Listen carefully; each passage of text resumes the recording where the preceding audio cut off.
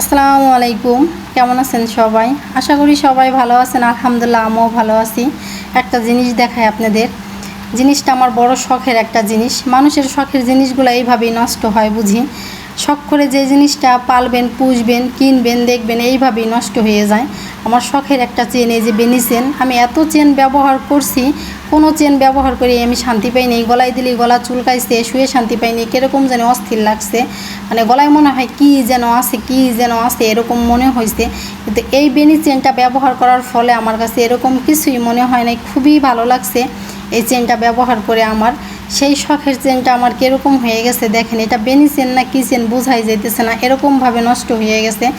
আরও দলা মোচা নষ্ট ছিল, আমি কিন্তু আস্তে আস্তে একটু ঠিক করছি। ঠিক করলে কি হবে, পড়ার মতন কোনো অবস্থাতেই নাই। বর্তমানে একটু সোনার দাম কমছে, আরও দাম ছিল তখন বিক্রি করে ফেলাইলে আরও ভালো হইতো। এখন যে দামে আছে ওই টাকা দিয়ে এই ওজনের এখন আমি একটা কিনতে পারতাম।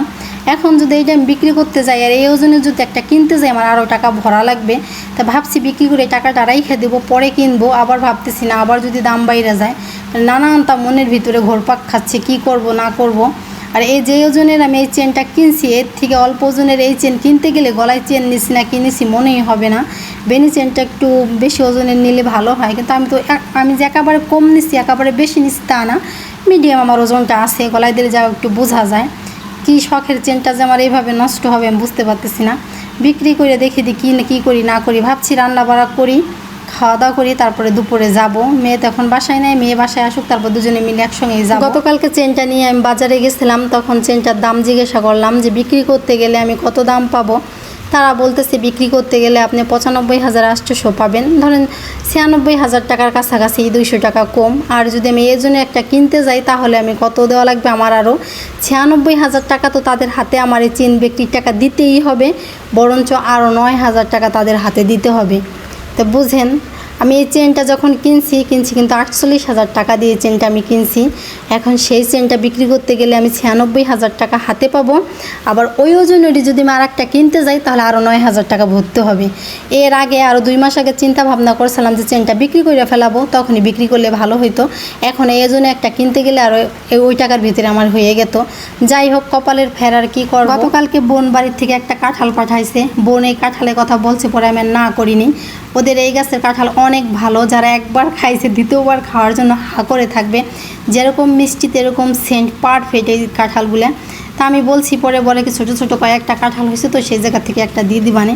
দেখা আমি তো ভাবছি মানে ভালোই ছোটো, দেখি না আলহামদুলিল্লাহ ছোটো না ভালোই বড়। আমাদের মা মেয়ের হয়েও এটা অনেক বেশি।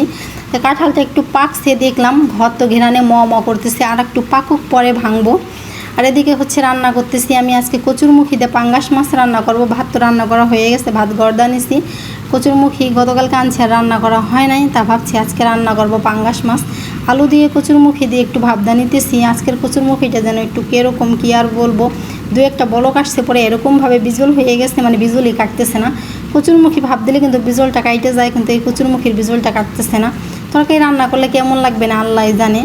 তো কচুরমুখী ভাব দিয়ে নামাই নিছি, তারপরে এই যে মাছ ভাইজে নিতেছি। আজকে মাছ ভাইজে কচুরমুখী দিয়ে রান্না করব। অনেক দিনই হলো মাছ ভাইজা খাই না, তা ভাবলাম আজকে একটু ভাইজে রান্না করলে। মাছ ভাইজে রান্না করলে আমার কাছে কেন জানি মনে হয় ঘুষি লাগে। কষাই রান্না করলে আমার কাছে সবসময় অনেক ভালো লাগে, বরাবর সবসময় কষাইনা মাছের তরকারি যে যেইভাবে খেয়ে আর কি অভ্যস্ত, আমার কষাইনা মাছের তরকারিটা অনেক মজা লাগে। তো মাছ ভাজার পরে ওই তেলেই মশলা দিয়ে দিছি আমি, আদা বাটা, জিরা বাটা, রসুন বাটা। এখন হলুদ লবণ দিইনি, মানে হলুদও দিইনি, লবণও দিইনি, মরিচের গুঁড়া দেবো একটু, সেইগুলো এখন দিয়ে নিতেছি। একটু পানি দিয়ে দিলাম, পানি দিয়ে হলুদ লবণ দিয়ে এখন ভালো করে মশলাটা কষাই নেব।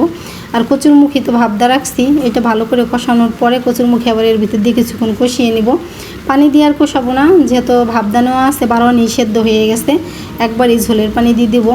আর মশলা যদি ভালো মতো না কষানো হয় তাহলে কিন্তু তরকারিতে আলগা ঝাল লাগে, আবার একটু গন্ধ পায়। তো পানি দিয়ে আমি ভালো করে কষিয়ে নিতেছি। আর কড়াইটা তো একেবারে এটা চ্যাপটা, কীরকম জানি তেল দিল আমি বুঝি না, মশলা দিল বুঝি না, কড়াই ভইরে শুধু মাখে। আর এমনি করে মৃত্যু মনে করেন চুক্কা, ওই কড়াইতে রান্না করতে করতে অভ্যাস হয়ে গেছে। এই কড়াইতে তো 2 দিন ধরে রান্না করতেছি, কীরকমই যেন লাগে। ভাজি তরকারিতে যদি তেল দিতে যাই, তেল হয়েছে কি না হয়েছে আমি বুঝতেই পারি না, বেশিও পড়ে যায় মাঝে মাঝে, বেশিরভাগই মাঝে মাঝে বেশি পড়ে যায়।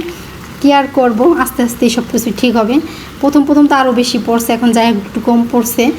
প্রথম তো মনে করেন ভাজি রান্না করলে এমনিও ভাজিতে আমি তেল বেশি দেই, পরে আর আস্তে এক সাইড করে ভাজির তেল এক পাশ করি। এই কড়াইতে রান্না করতে গেলে আরও তেল বেশি পড়ে যায়, কী আর করবো। তারপরে এই যে মশলা তো সুন্দর করে কষানো হয়ে গেছে, তারপরে গাড়ি দিয়ে দিলাম, গাড়ি দিয়ে কিছুক্ষণ নাড়াচাড়া দিতেছি, তা ভালো করে কষানো হয়ে গেছে। এখন ঝোলের পানি দিয়ে দিলাম, পানি দিয়ে তো আর কষালাম না, মশলার ভিতর দিয়ে ভালো করে কষিয়ে নিলাম, ঝোলের পানি দিয়ে দিলাম। কিছুক্ষণ পর জাল করার পরই মাছ দিয়ে দিব। তো তরকারি আমার রান্না করা হয়ে গেছে। দেখেন আমার কচুরমুখী দিয়ে পাঙ্গাস মাছের তরকারি কালারটা সেই আসছে।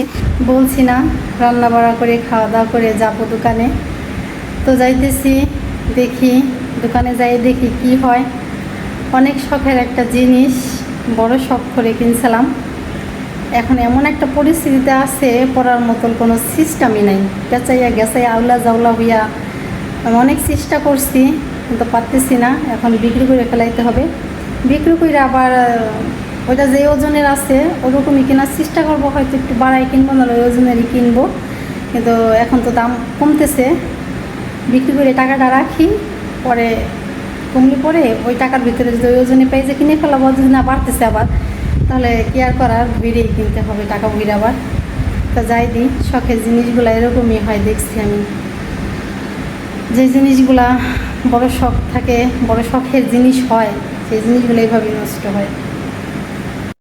মেয়েকেও সাথে করে নিয়ে যেতেছি, মেয়ে যে বোরকা পরে রেডি হয়ে ফোন দেখতেছে বসে বসে। চল হ্যাঁ, কালকেও কিন্তু আমি চেন নিয়ে বাজারে গেছিলাম। তা কালকে চেন নিয়ে বাজারে গেছি, পরে মাহির কাকার দোকানে গেছিলাম, যাই দেখি মাহির কাকা দোকানে নাই। তো এই দাদার দোকানে আসছিলাম, পরে শেষে আর একটা কাকার দোকানেও গেছিলাম। তা আজকেও বাসা থেকে বেরোই প্রথমে দাদার দোকানে আসছি, আইসা পরে জিজ্ঞাসা করলাম যে চেনটা বিক্রি করলে কত পাবো। সে কালকের দামই বলে, আজকে বাড়ে আর কমে নাই।